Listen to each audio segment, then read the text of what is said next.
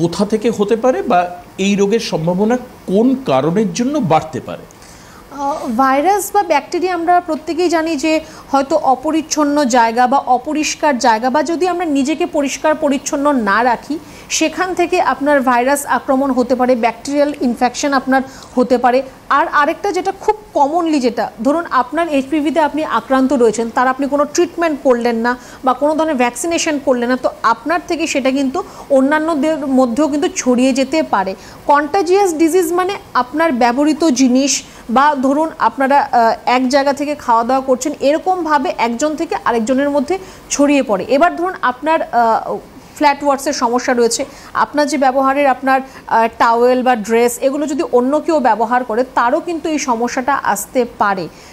খুব ভয়াবহ নয়, কিন্তু যদি এই সমস্যাটি আপনার মধ্যে আসে, যদি অনেক দিন ট্রিটমেন্ট যদি তার না হয়ে থাকে বা আপনি যদি এটাকে নিয়ে অবহেলা করেন যে ছোট্ট তো একটা ফ্ল্যাট, একটা চামড়ার মতো, এটা আস্তে আস্তে ঠিক হয়ে যাবে, এটা কিন্তু পরবর্তী সময় গিয়ে আপনার স্কিনটাকে আরও নষ্ট করে দিতে পারে, অন্যান্য আরও সমস্যা এর থেকে কিন্তু উৎপন্ন হতে পারে। আপনি যখনই